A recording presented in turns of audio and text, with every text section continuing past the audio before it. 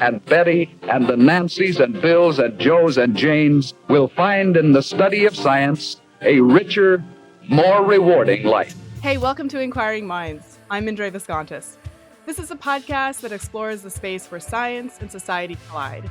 We want to find out what's true, what's left to discover, and why it matters.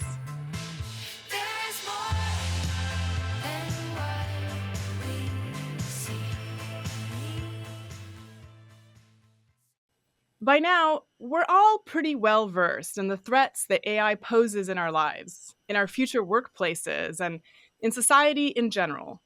And a lot of these fears are warranted, especially if they nudge us to put up safeguards and work towards a more ethical approach to the development of new tech and its release into the wild. But there's also a lot of potential upside for all of us. And we've already been enjoying much of this upside without necessarily attributing it to AI. We're at least 2 decades into the digital revolution, and most of us do the majority of our financial transactions digitally, for example. And yes, there's still identity theft and fraud, but it's not nearly as common as I would have predicted if you had told me 20 years ago that I would essentially no longer carry cash. So it's as good a time as any to cut through the clutter and demystify AI in layperson's terms, ensuring a comprehensive understanding of AI's true potential and pitfalls, which is exactly, literally, what the book Thrive, Maximizing Well-Being in the Age of AI by Ravi Bapna and Anindya Ghosh promises.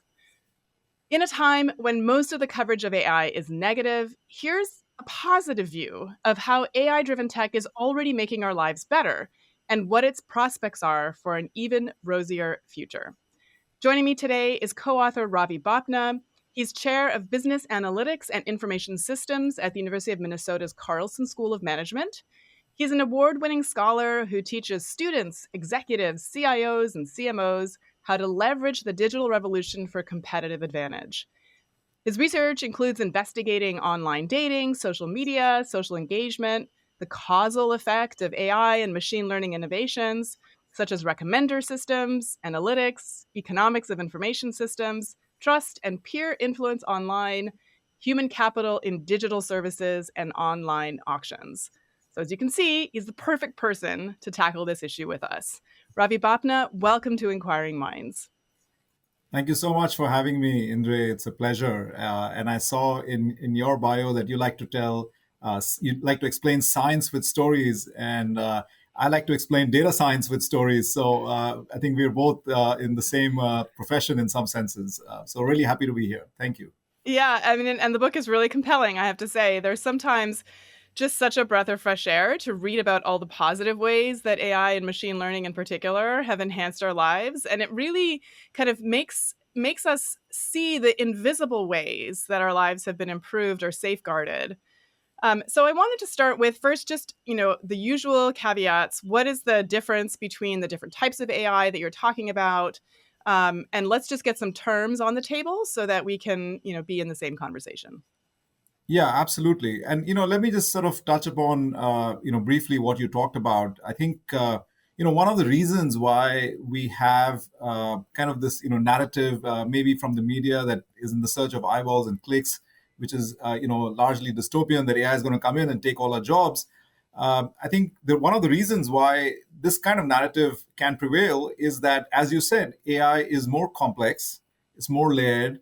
It is largely, intangible, right? So, like compared to prior general purpose technologies, like, you can go back to the printing press or the steam engine or, even electricity in computers. We could see all of them. We could touch them. We could feel them. We could use it, right?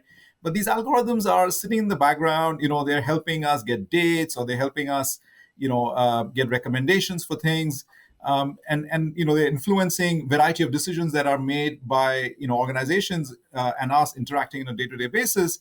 And I think that's where the mystery is, right? So I think that was what motivated us to write this book, to balance the narrative, to provide people agency and understanding in how they can be informed citizens of this technology, and in the end, how can we make it work for society, right? Because it's not going away, right? And it's really up to us to get it to work. And that's why, when we open the book, one of the things we do in the first chapter, like any good academics, is we let out a framework, right? We lay down a framework, which we call the House of AI, that basically tries to blow, what I will call myth number one, right? Which is it's all about generative AI. So if you hear the popular narrative today, the hype is all around generative AI, and of course it has made kind of AI accessible to everybody. We can all go into ChatGPT and get it to do interesting things for us, which is obviously great. But I think 70% of the value to businesses and society in the next 3 years is going to come from what we will call more traditional AI, right? So in the framework, to your point about what are the different types of AI, first of all, we have to have a foundation of data engineering, right?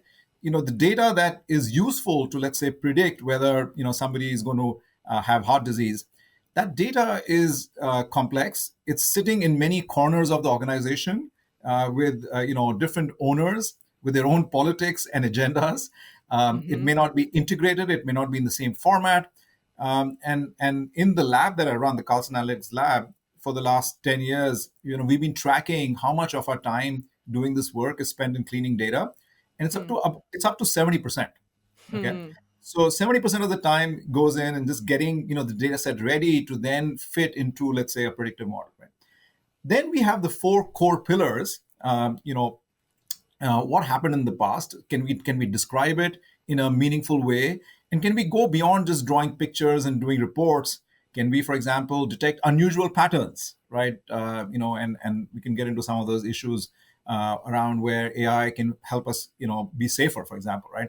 So that's kind of this descriptive pillar, describing what happened, but even doing that in a rich way, which allows us to maybe, understand a very, very. You may have a database of 100 million customers, and you may have the budget to run 5 different marketing campaigns. How do you group these million or 100 million people in a meaningful way, using not just intuition but actual data, right? Then we have the predictive pillar, which is I think vast majority of applications would fall in that category right now, and even in the next 2 to 3 years. In fact, actually, Gen AI, generative AI, things like ChatGPT, they are fundamentally predictive models, right? They're actually predicting language, that we speak. We also lay a lot of emphasis in our book, in our framework, and this is based on Anindo and my 20 years each, so like 40 years of collective research on separating correlation and causation, right? And we have to understand which world are we in, and we have to make sure that we don't confuse these two things and use them in the right way. And then finally, there's kind of this prescriptive pillar, which allows us to optimize things in a nice way. So think of a house of AI. As we say, everybody's welcome in the house of AI. There is a foundation. There are these 4 pillars, and then there are a couple of more advanced layers which we can get into. Things like generative AI, deep learning, and finally, being responsible about using all of this, right? Making sure that we don't, exacerbate biases that already exist in society, and bring them into our AI algorithms, and how do we do this in a transparent, fair, and accountable manner? And those are all things that we can chat about. And one of the things I really love about this metaphor is that it also, there's a way which you can think about it, which is everybody who is in the house of AI is responsible for keeping it tidy and clean. And so, Absolutely. periodically you have to go and you have to declutter, and you have to find ways in which you can really kind of, clean things up. Otherwise, you get these tangles of knots of things that become really hard to undo. And I think that's where a lot of the fear comes in for people, is that there are too many people in this house who are, creating a huge mess independently of one another, and they're just competing for who's going to be the person who's going to release it the fastest, and so make the most money out of it, without thinking about, is this going to actually crumble some of the foundational elements of our society? Yeah, I think it reminds me of sort of my gardening analogy, right? So you have to seed it, you have to feed it, and you have to weed it, right, in the right way.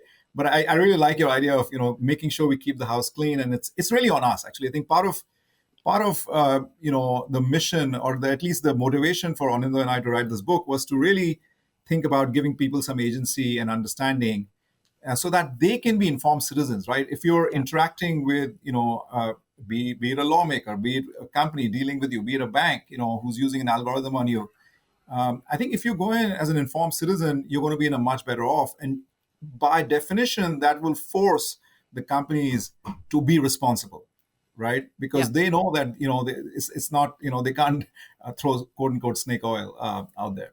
So yeah, Yeah. absolutely.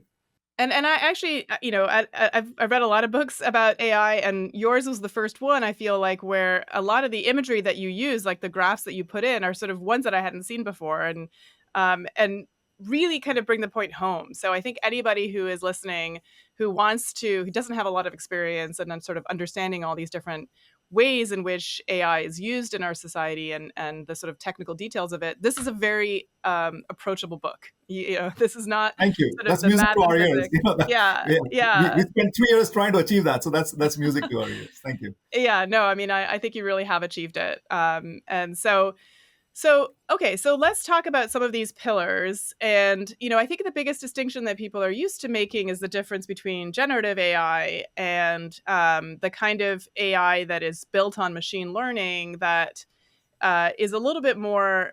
I don't know that if we can say that we sort of know more what's in that black box, or maybe it's that its output is a little bit more predictable. But tell us about sort of this difference in the way that you see it, and is this, how is this too simplistic, right? Should we actually be thinking about the other pillars as you describe them more deeply? Yeah. So, I think in some senses there is room for all these pillars depending on where you are in your journey, right? So, if Hmm. you're an organization that does not have a lot of experience, building, let's say, traditional machine learning models, it's actually perfectly fine in today's environment to start with generative AI. And in fact, one of the cool things that Gen AI has enabled, and one of its superpowers, is actually the ability to write code, right? And Hmm. I'll tell you a Yeah. story. So recently, myself and a couple of colleagues here in Minnesota, Ahmed Umairov and Mochen Yang, really, really the top, best in class data scientists working in academia, we designed a bot that would allow MBA students, right? So MBA students come from a variety of backgrounds, right? Many of them don't want to ever see code, yet they want to harness the power of what you call traditional machine learning, right? Hmm. But it's really, and I've been teaching this for 20 years, like literally, right? So I taught a business analytics class in 2004. I started teaching that in a business school. And for the longest time, till for the last 19 years, whoever was brave enough to come to that class, I would show them some code, like either in Python and R, to get them to predict whether a customer will churn, right? That's a Hmm. very classical prediction use case, or whether a machine will fail based on that. Now, this year, generative AI, one of its superpowers is the ability to actually understand the context if we set it up correctly, and Hmm. then write the code to do those kinds of things, right? Hmm. So we are literally at this kind of forefront of a technological barrier that existed, and we're bursting through it and saying that, look, if you have a data set and you can give it a business context, right? You can actually ask generative AI, and we set up a bot for students to do that, to go out and build a series of models and compare them with respect to their performance and suggest which models to use, right? And it has that capability to do that. So I think the accessibility, Gen AI has really opened up accessibility to traditional machine learning. Um, Hmm. but I think the shortage really, and Ananda and I call these the three I's. I think the what's stopping us from making more progress in this direction are the three I's of inertia, ignorance, and lack of imagination, right? Hmm. So people, are, they're not comfortable, or they can't put themselves in a situation where they can imagine that, oh, this is a particular problem that I can solve by building a predictive model, Hmm. right? Um, and you'll be surprised how many things that happen to us in a day-to-day life. There's a predictive model underlying it, right? Yeah. If you go to Tinder, the recommendation that you're getting is probably from a predictive model. If you go to Spotify, the music that you're listening is generated by one of those. If you go to Amazon, and the products you're buying are from those. If you go to a bank and apply for a loan, chances are, you're being scored on your risk out there, right? Mm-hmm. And so on and so forth. So the ability, this was restricted to some, people with very sophisticated data science capabilities. We train these guys in a master's program here. But I think suddenly we can democratize this and make it more accessible, and that's really exciting, actually. It's exciting, and I think a lot of people find it really scary because now Yeah. you have, people traditionally who were considered bad actors, who say want to engage in some financial fraud, now have a lot more tools at their disposal to potentially, generate either phishing schemes or even like directly go and target, certain financial institutions. And yet I still get these poorly worded texts and emails asking for me to, check this invoice or, all this. And Yeah. I just, which boggles my mind. I'm like, I just want to like text them back and say, if you just put this through ChatGPT, you'd get a much more compelling text message that you could That's send right. to your, That's right. however many people you're trying to scam. But, so I wonder whether you think that we will come to a tipping point where all of a sudden people who are bad actors, who right now are maybe not as effective as they could be, are leveraging this technology to, superpowers, to super boost their ability to commit fraud. I think that's definitely within this realm of possibility, and I think we just have to make sure that we start basically become even more vigilant, right? And I think one of the kind of ironical, and it sounds circular, kind of a reasoning, but it is actually true that for all these kind of activities, nefarious activities that perhaps we have, people talk a lot about, especially with respect to AI. Actually, more AI is probably going to be the solution, right? So algorithms that detect these things have to also keep up, right? And we have to make sure, just that you're two steps ahead of those folks that have bad intent, right? Yeah. And that's something that companies, organizations, governments all have to invest in, right? But I think it's not that different from other, like cybersecurity, right? For example, right? We've had that kind of threat, and it is painful, if you have to encounter that. At the same time, like, we can't stop using systems, right? Yeah. In if a school gets hacked, right? I mean, that's too bad, and it's in fact it's terrible, I would say. And we have to then invest in making sure that never happens again, right? And learn from that. So Yeah. my sense is that more algorithms are going to be developed that catch this, and then people have to invest in making sure there is good governance to deal with it.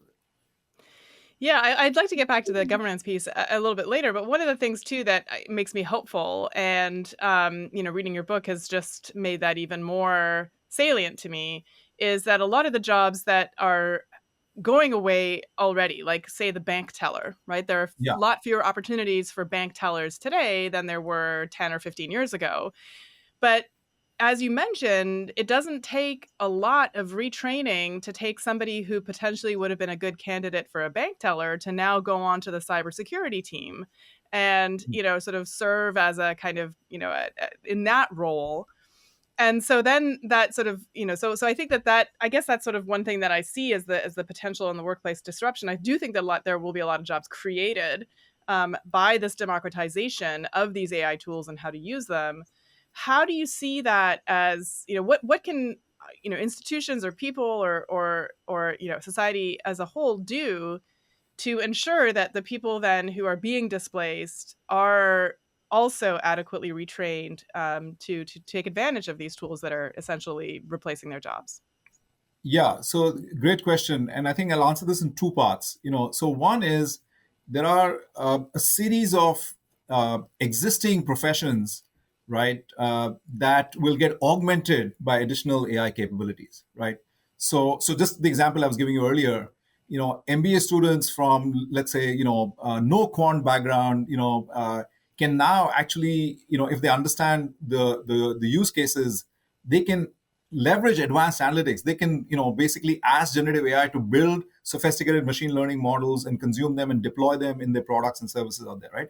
So there's going to be this augmentation of a lot of professions, and which then will allow us to do more things, right? So there's no Hmm. shortage of grand challenges to solve, right? It's not as if, we figured out climate change and we figured out Hmm. educating the world and we figured out hunger, right? So I think there is going to be basically, better work done faster by humans who understand this and adopt this and become good users of that, right? So that is Hmm. part one. Of course, there are going to be a series of jobs. The bank teller example is a classic one. But hey, that bank teller, talked, over a career of 10 years, they may have talked to, you know, 20,000 or 30,000 customers, right? And they may know who these Hmm. people are, right? So I love the analogy that you put out there that, these are people who would be really good in a cybersecurity team, right? Because they understand the profile of a typical customer and they can Hmm. then look out and say, look, they would be the human augment to the algorithms that are potentially detecting fraud out there, right? So I think that type of lateral shifting based on actual skills that people have, and we get into a lot into this in our book as well, in the work and fulfillment chapter. There was a study in Australia that started mapping. We could say that, oh, a restaurant inspector can be, a compliance a manager in a factory, right? So that's very kind of straightforward. That's an obvious transfer of skills, but we can be much more granular about that, right? Hmm. And I think that's where we have to start figuring out how do we retrain people in the best possible manner so that their know-how becomes valuable. It is valuable, right? I mean, I think, Hmm. and I think that's something that we shouldn't forget, right? And who's going to do this? That's a great question. There is a lot of talk about AI regulation, right? And the government should come in and do this and that. You know, the lawmakers are always 5 steps behind the technology, right? So Yeah. that's the starting point. Okay, so I don't place a lot of my eggs in that basket, but governments can have agency and can have, and in fact in our book we call for a Marshall Plan to educate the workforce, Yeah. right? To give them these new set of skills so that whatever knowledge they have in whichever domain can translate into something that becomes relevant in this new world out there, right? So I would love to see governments investing in that. I mean, Hmm. I think whether it's state governments, federal governments, or local governments, and I think the countries that sort of take that approach, I feel will move forward. Yeah, I think you're right. And I think that there is also this other part of it where, we tend to think that AI is only going to speed up our lives, and it will certainly by taking off some of the things that we're spending a lot of time now doing that machines can do more effectively and more quickly. Um, but also, it makes me hope that now you will have more time for that human interaction, like whether it's the doctor in the patient's office, maybe this is total wishful thinking, or even the person who is on the customer service line that now has to deal with a unique customer complaint that maybe is not something that is easily pulled off. And that's my hope. Although, of course, so much of this customer service relationship is going to be outsourced. It's already being outsourced to chats and bots and sort of tech-based solutions. But you have two chapters in a book about AI on human connection. You've got one about love and one about, sort of human connection outside of romantic relationships. So, how do you think? I mean, are these two things? Do you see them as a part of a continuum, or do you see like these are compartmentalized issues? Like, yes, there's going to be less human to human interaction in all of these other ways in which we generally interact with, say, customer service provider, et cetera. But there's these other ways that AI can help us feel more connected and less isolated. Or do you see it as a kind of continuum where, like, maybe all the stuff that doesn't need that, close human touch in the customer service space can get outsourced so that the people who do need that close touch are actually given the resources, the opportunity to do that? Yeah, absolutely. So I think it's more of the latter for sure, right? And I think let's start with a couple of the examples that you talked about, right? So patient-doctor interactions. I mean, this is a sore point I think in our country right now, right? Hmm. We had Dr. Abraham Verghese, an author I really like, come and give a talk here in St. Paul, and he's a novelist now, but he's also a doctor, right? He heads, I think, a big division at Stanford. And one of the things he said was that, the worst thing in his day is usually filling out like an electronic medical record system, right? So like Hmm. filling out fields into an epic, like, imagine somebody who's, toiled decades of their life learning science is now being, basically told to interact with this really like archaic system. So one of the projects we did in our lab actually is a proof of concept. I was teaching a Gen AI executive class last summer, and so one of the proof of concepts, demos that we built was take a voice conversation like the one we are having. Imagine it's between a patient and a doctor, and basically we could stitch together a Gen AI workflow that would fill out the epic form, right? And so for sure, like this is going to save a lot of anguish for these doctors. Another use case, and just in that domain, since we're talking about it, I was on a panel with the chief of AI at Mayo Clinic, and he was saying that doctors are so busy, they're seeing patients back to back, that they don't have the necessary time to do, for example, the due diligence or the reading of the like 500-page medical chart that this patient, the next patient is going to walk in. And one of Gen AI superpowers is summarizing things, right? So can we use Gen AI to summarize like this 500-page, patient chart, so that the doctor who's going to interact with that human is going to have a better, just an interaction out there, right? So I think there's already now, good examples and use cases where we are starting to get towards this idea that there is a set of routine interactions that we have, very transactional, which we should automate and we will automate, and companies will have the incentive to do that. They will save money, but at the same time, so that we can create more space for these richer interactions out there. Okay. So that's one part, right? You also asked about kind of dating versus relationships, and is this on a continuum? So let me talk about each of these separately, actually, in some senses, and then we'll see the connection. So one of the reasons why I got into doing a lot of online dating research. By the way, I'm happily married for 25 years, so it's not actually personal in any way. But I do see, if you take my co-author Indre and I, he's incredibly attractive, a handsome, fit guy, climbs mountains, right?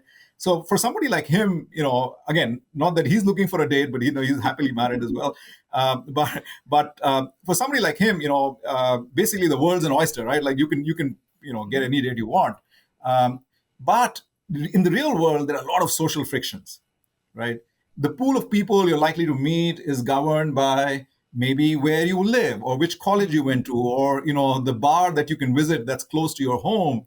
And I think what fascinated me really was that it opened up kind of this, it loosened the social friction that we have that was initially tied to it. You're likely to meet somebody like you from the neighborhood that you live in, or the bar that you visit, or the college that you went to out there, right?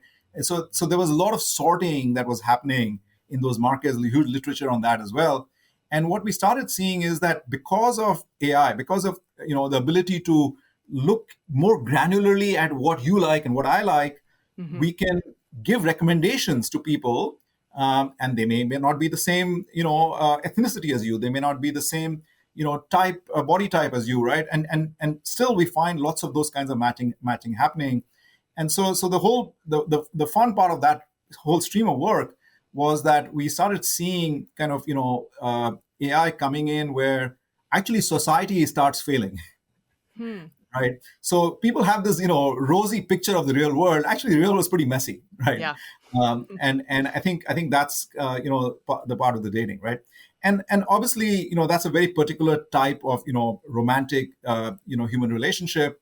But our relationships are broader. We have friends, we have coworkers, we have people who you want to hang out with, outside of dating. And I think again in that sphere as well, one of the use cases we talk about in the book is essentially how suddenly, because we could build these systems that were sophisticated in terms of reputation and ratings and trust, we can have strangers staying in your home, right? So Airbnb was a great example, and they're one of the most sophisticated users of AI, right? So every time they got wrong-footed, like for example, initially there was racial bias, right, in people letting each other in Airbnb homes.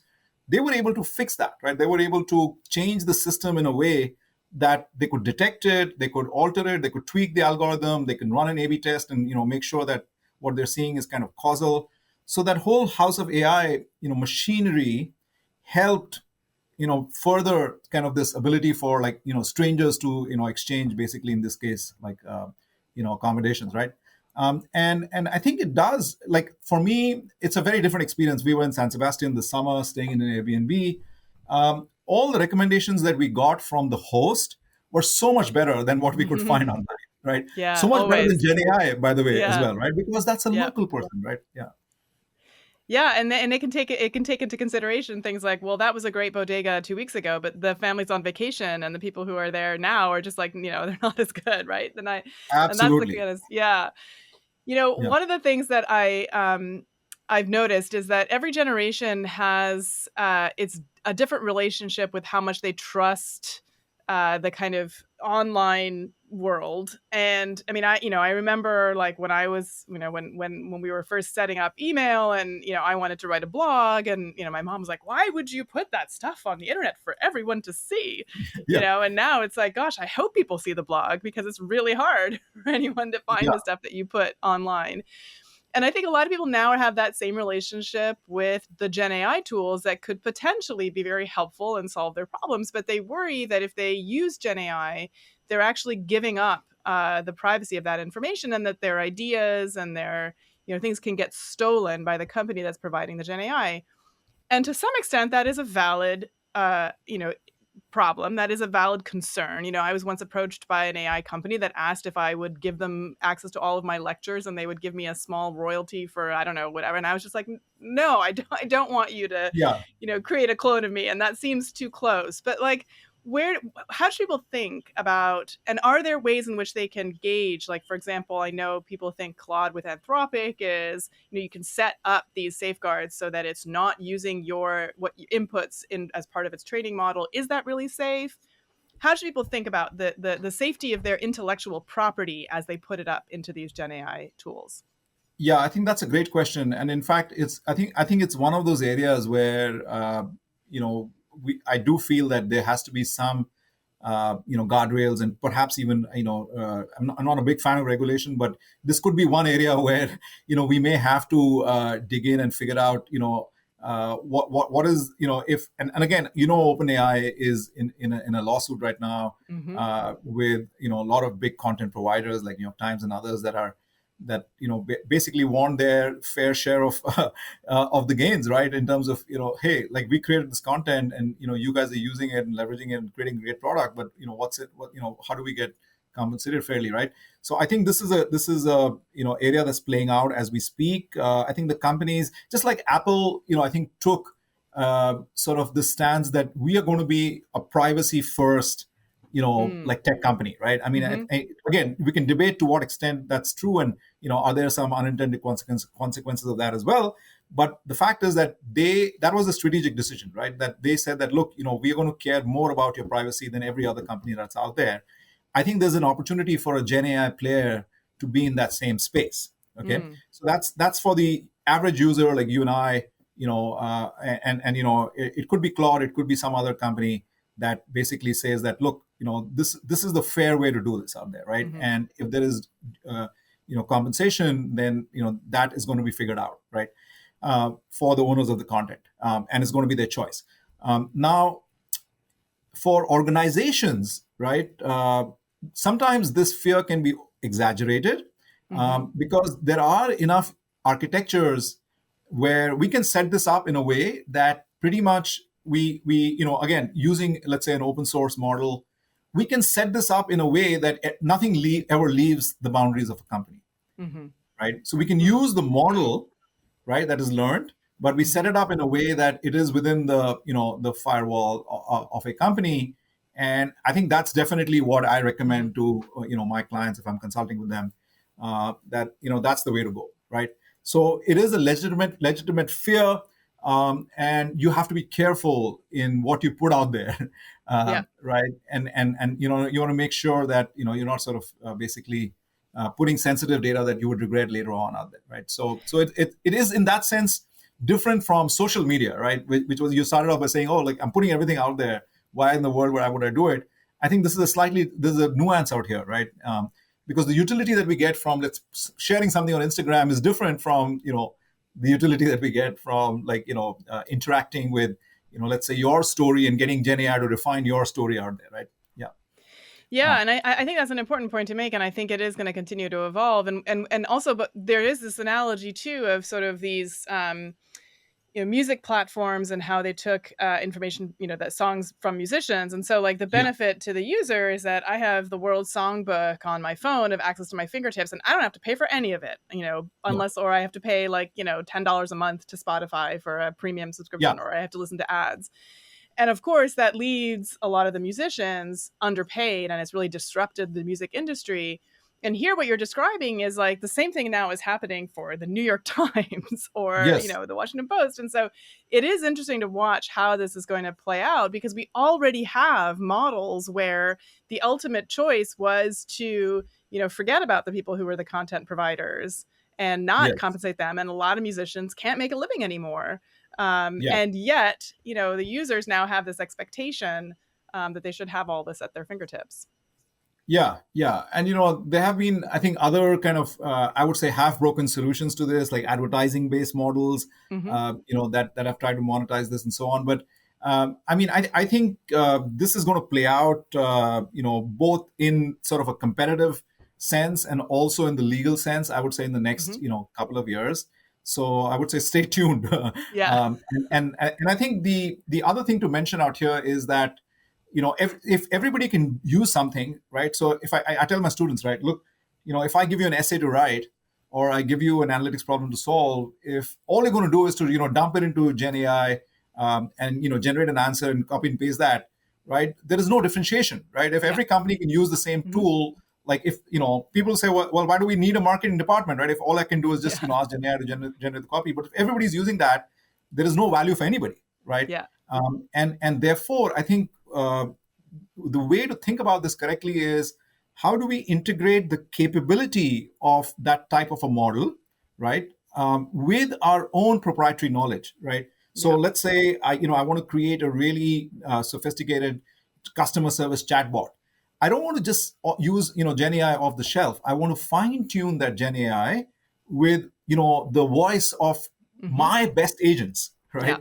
And how do they interact with the customers? How do they care about their relationships? And you want to fine tune the model, and you want to, at least in the context of a company who could afford to do something like this, keep everything in house.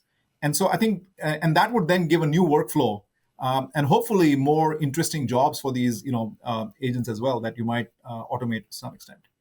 And that makes me really excited, because as you mentioned, both of us are excited about stories and storytellers.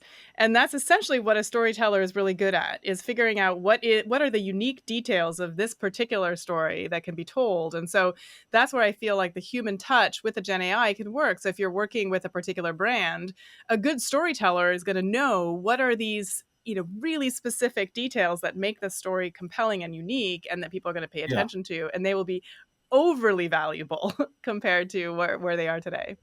Yeah, absolutely. And I think and we all know people love stories. That's what they remember. That's what their wiring is from childhood. But I don't think there are a lot of people out there who are good at this, right? So imagine, and part of what we are doing right now in our lab, where I'm working with a PhD student, is thinking of Gen AI as a coach. Right? So this is the coach, right? So if my job is to do really good analytics, but there's one approach where I can I know what algorithm to run, and I can kind of just do this in a mechanical way, and I can ask Gen AI to do some of these things, and I'll be productive. But I don't think that's going to differentiate that particular manager or executive, right? For a leader, like why do like CEOs invest in coaches? Well, it's because they're going to give them they're going to challenge the way they're going to think, right? They're going to take them to boundaries that they were otherwise not going. And we can design agents and do this at scale now for like every manager that comes out, right? Coaching is incredibly expensive, right? Having access to personalized tutors for like high school kids, incredibly expensive, right? At least in the US. I think, right? You probably, it's maybe available to like, a handful, like a few thousand families in the Upper West Side of New York who are willing to pay like $200 an hour for a tutor to come in and teach Sally how to do like her GMAT or SAT prep better. But Khan Migo, like Sal Khan's personalized tutor from the Khan Academy, actually showed that this can be done at scale.